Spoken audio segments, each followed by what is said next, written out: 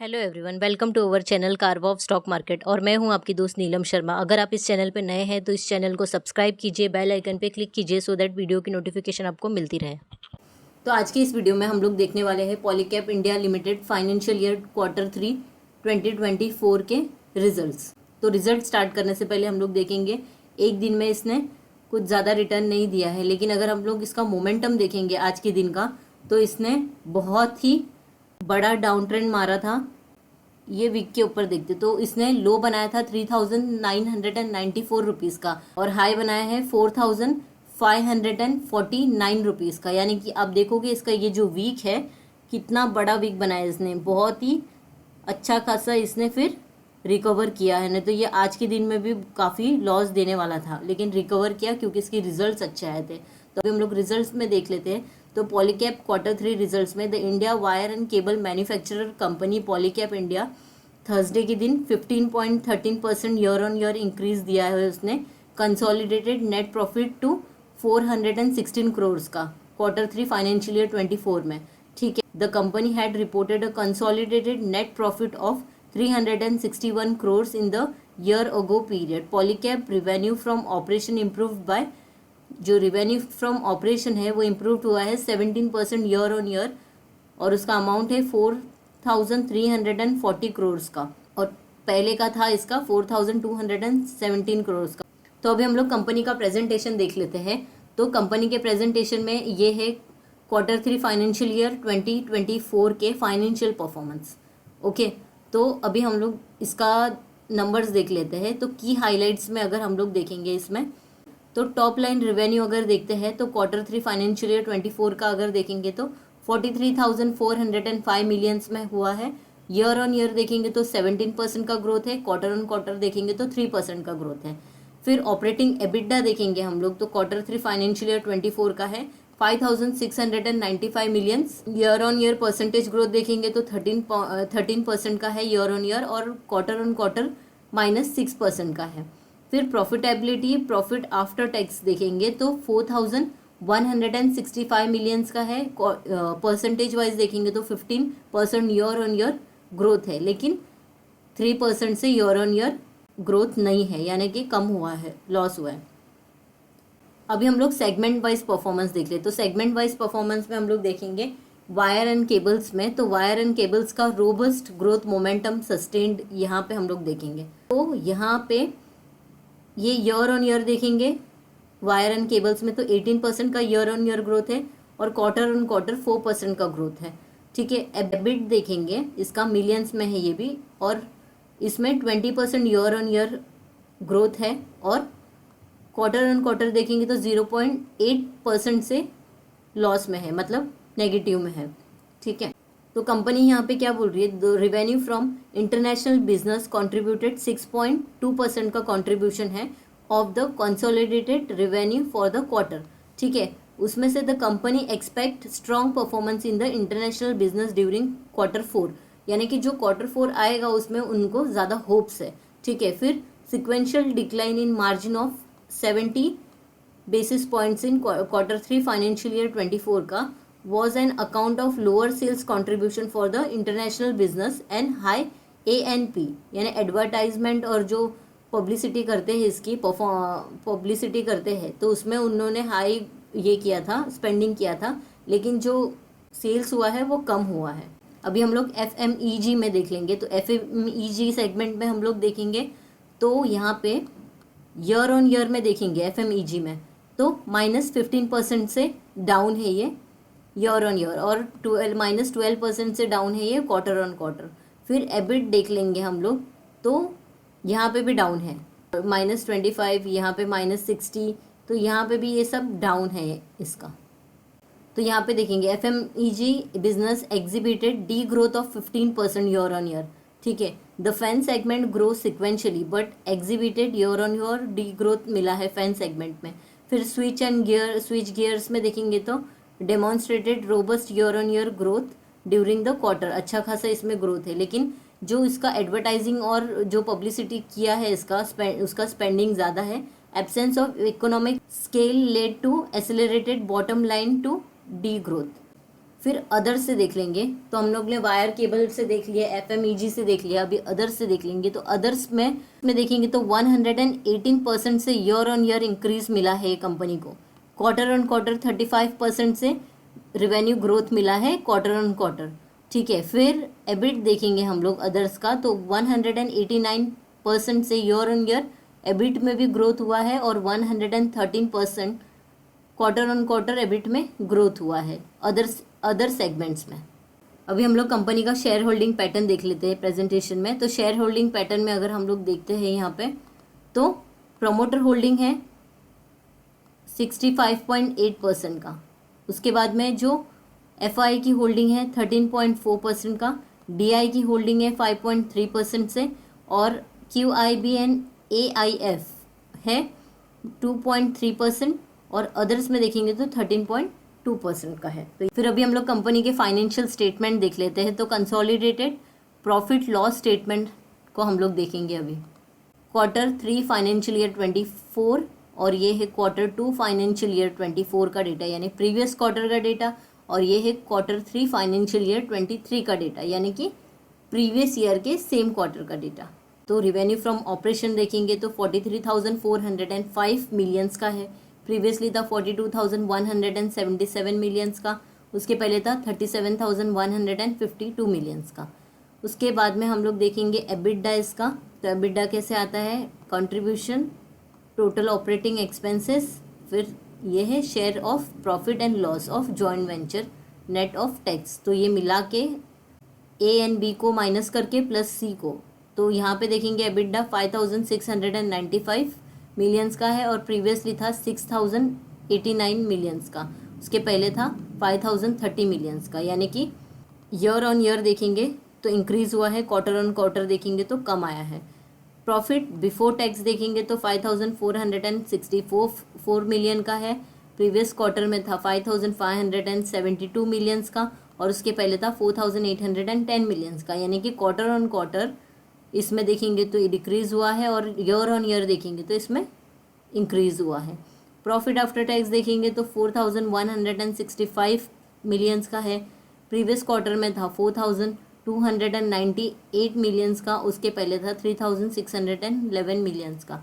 तो year on year भी increase हुआ है एंड क्वार्टर ऑन क्वार्टर कम आया है नंबर। तो अभी हम लोग कंसोलिडेटेड बैलेंस शीट देख लेते हैं। तो ये दिसंबर 2023 का बैलेंस शीट है और ये सितंबर 2023 का बैलेंस शीट है, उसके पहले ये दिसंबर 2022 का बैलेंस शीट है। फिर यहाँ पे हम लोग देखेंगे नॉन करंट एसेट में फिक्स एसेट है कंपनी का 26,656 मिलियंस, ठीक है, प्रीवियसली था 24,000, यानी कि इसका जो फिक्स एसेट है वो इंक्रीज़ हुआ है, ठीक है।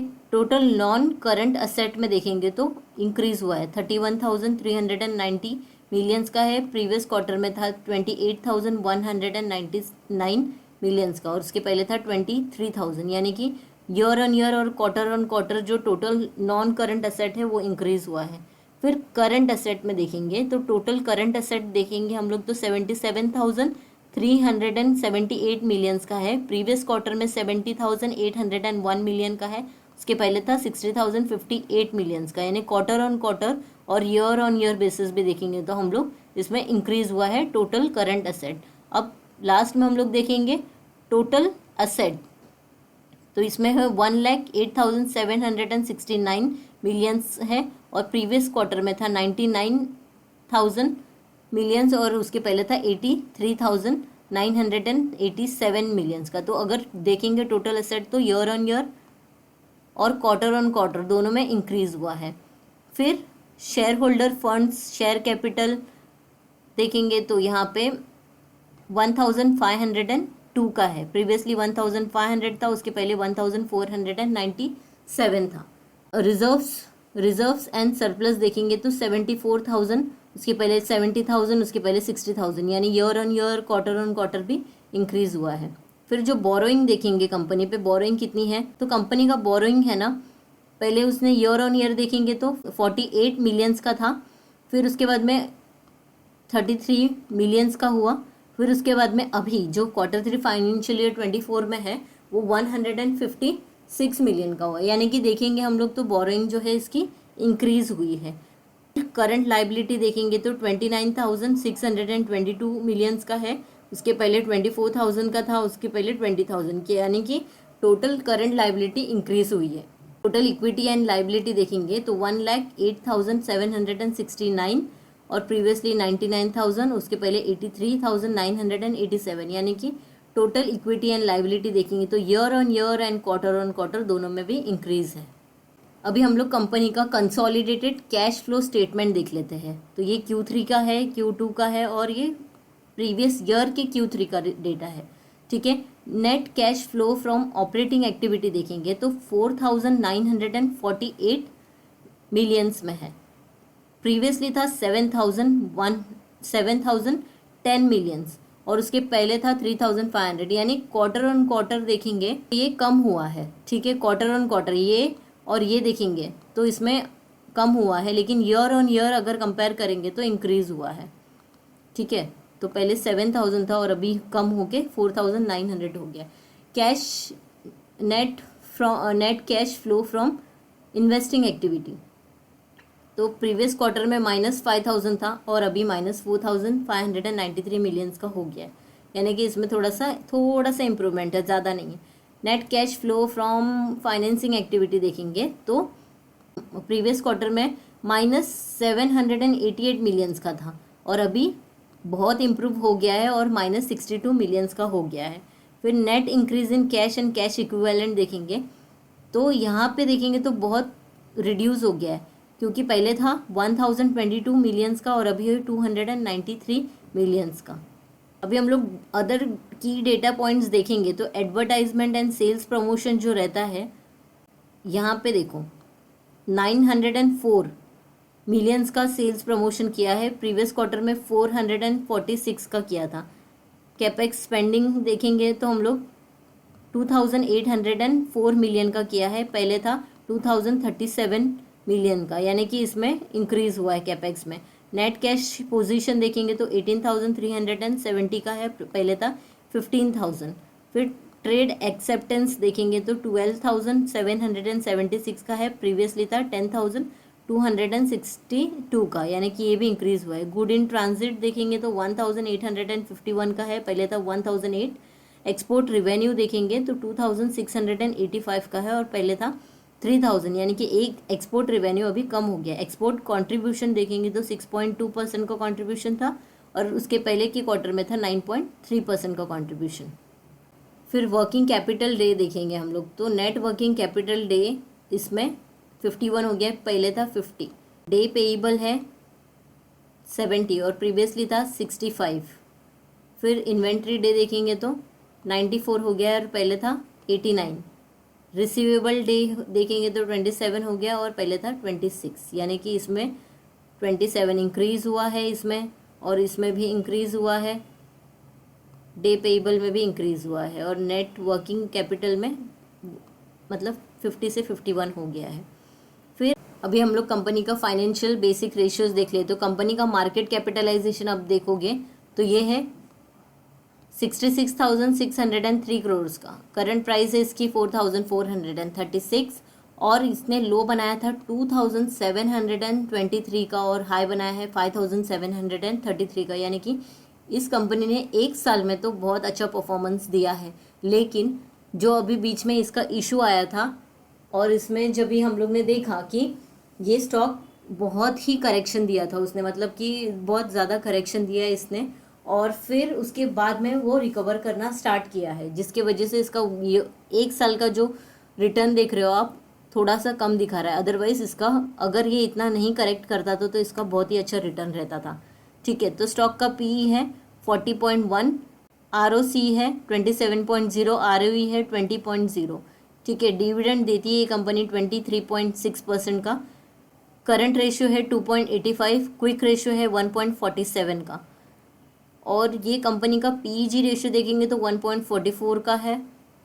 Net profit margin last year का था 8.69 का। कंपनी ने बहुत ही अच्छा ग्रोथ दिया है और पॉलीकैब इंडिया मतलब ये इतनी बड़ी कंपनी है ना, इसके जो प्रोडक्ट्स है, इसका जो FMEG प्रोडक्ट्स हो गया, फिर वायर एंड केबल्स आप देखोगे मार्केट में इतना फेमस है, मतलब, और इसका क्वालिटी भी बहुत अच्छा रहता है। इसके लिए मुझे ये स्टॉक बहुत पसंद है, क्योंकि जो इसके प्रोडक्ट की क्वालिटी है वो बेस्ट है। तो अभी हम लोग ने कंपनी का Q3 फाइनेंशियल ईयर 2024 के रिजल्ट्स देख लिए हैं। कंपनी ने बहुत ही अच्छे नंबर प्रेजेंट किए हैं, और ये कंपनी फ्यूचर ओरिएंटेड है, क्योंकि जो इसका मार्केटिंग है, जो प्रमोशन करती है ये कंपनी, फिर इसका जो प्रोडक्ट का पब्लिसिटी करती है, ये बहुत ही अच्छा है। इसका अच्छा खासा इन लोग एडवर्टाइजमेंट में, फिर प्रमोशन में स्पेंडिंग करते हैं, ठीक है। और इसका सेल्स ग्रोथ भी देखेंगे तो अलग अलग सेगमेंट में बहुत ही अच्छे से इसने दिया है। अदर सेगमेंट में तो ज़्यादा आउट परफॉर्म किया है इसने, ठीक है। अगर हम लोग FMEG में देखेंगे तो इतना अच्छा परफॉर्म नहीं किया, लेकिन wire and cables and other segments में इसने बहुत ही अच्छा परफॉर्म किया है। तो अगर आपको ये वीडियो अच्छा लगा है तो इस वीडियो को लाइक कीजिए। इस चैनल पर पहली बार आया है तो इस चैनल को सब्सक्राइब, बेल आइकन पे क्लिक कीजिए, सो दैट वीडियो की नोटिफिकेशन आपको मिलती रहे। मैं आपको वीडियो एंड करने के पहले डिस्क्लेमर देना चाहूँगी, ये वीडियो सिर्फ एजुकेशनल पर्पज़ के लिए है, कोई रिकमेंडेशन नहीं है। Thank you for watching this video. मिलते हैं अगले वीडियो में।